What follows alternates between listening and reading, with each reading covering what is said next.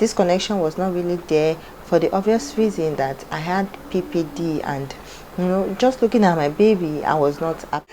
Nobody told me it was going to be this difficult. Nobody told me it was going to be this mentally. Whenever I look in the mirror and I see myself, I see my body, I see my flabby belly, my flabby tummy, and it's funny now, but it was not funny then.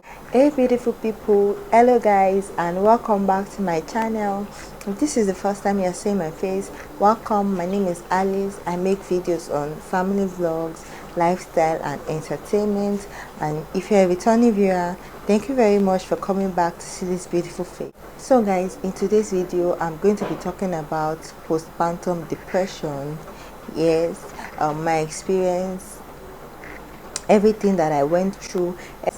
I'm going to be talking about everything.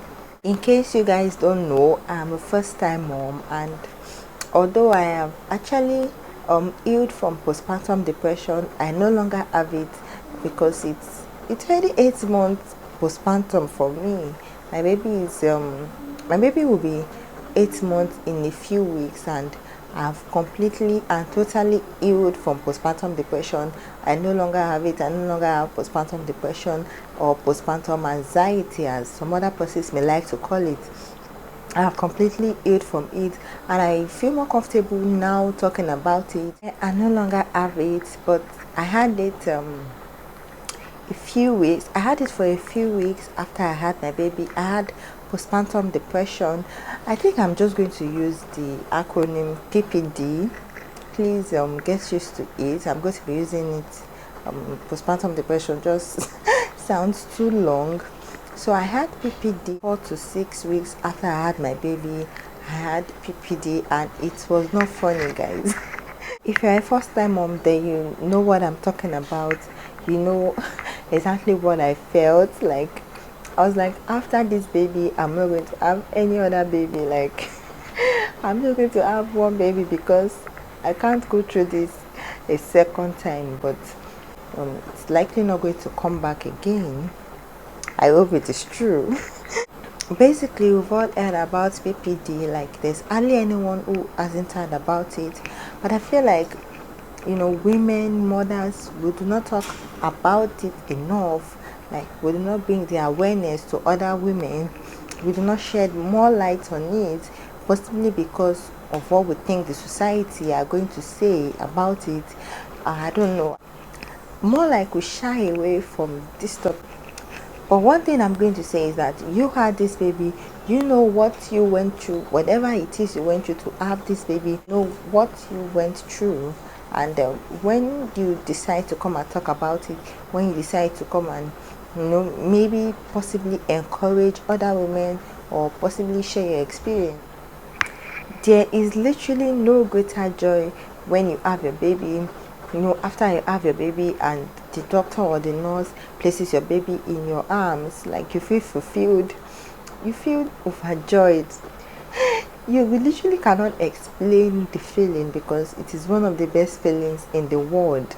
Some other persons might ask, what is PPD? Because not necessarily every mother, every woman will pass through this stage. It is simply depression that occurs after childbirth. Basically, the first few weeks after childbirth, more often 4 to 6, and these symptoms vary from woman to woman. Not every woman is going to experience the same kind of symptoms. Some women's symptoms could be really very extreme. If you're a Nigerian and you've watched this movie by, I think, Kule or something, Afolayan, Maria Ebopataki, then you know how extreme postpartum depression could get. But luckily for me, mine wasn't like that. Mine wasn't the extreme one, but I think I had a fear. Pregnancy was not really that easy for me, and then I got to the labor room and I had my baby. Little did I know that the struggle just started. I was here thinking that, oh God, thank God I'm done with pregnancy. But I did not know that this stage is arguably one of the most difficult stages of motherhood. Guys, everything and everyone literally irritated me. I was I was so irritated whenever I see, like my husband or I had help. Yes, my mother-in-law came for a few weeks, and then my mother was here for a few months also. I had help. I wasn't doing everything all by myself. My husband was also, trying to do things for me and the baby, but you know, it was just not working. Like nothing was really working for me. Literally nothing was working for me. Whenever I look in the mirror and I see myself, I see my body, I see my flabby belly, my flabby tummy, and it's funny now, but it was not funny then. Everything, literally everything was not working for me. It was not easy. Like it wasn't easy. No, I cried a lot. Most times I cry myself to sleep. When I see the baby crying, I'm like, oh God. I couldn't get enough sleep. I couldn't get enough rest. Although I had help, I was not all by myself, but it was like I was all by myself because nobody knew what I was feeling. Nobody knew what was going through my mind. And I couldn't say it out. I couldn't talk about it with my mother-in-law for obvious reasons, and I also couldn't talk about it to my mom. I had to keep it to myself. I had to bottle it all up in. Nobody told me it was going to be this difficult. Nobody told me it was going to be this mentally draining. Nobody told me what to expect. I was a first time mom and didn't know what to expect. And I'm also the last born in my family, so um, I didn't know anything about babies and the likes. But trust me, it was not easy. It was a very draining experience for me. It was totally draining. I couldn't sleep. I couldn't eat. I lost my appetite. Everything around me was just disgusting. Or if you're a mom generally, then you know that babies do not sleep at night. In the night it's as if it is their noon, and during the day it's as if it is their night. And I was unable to sleep during the day.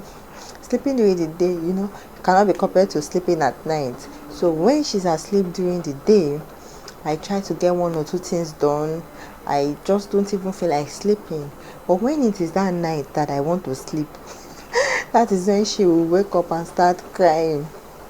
And I cannot sleep by then. I'll have to get up, try and cuddle her, know what is wrong, nurse her to sleep again. And if she doesn't want to sleep again, then you know that you have to be awake all through the night. And at some point I actually broke down.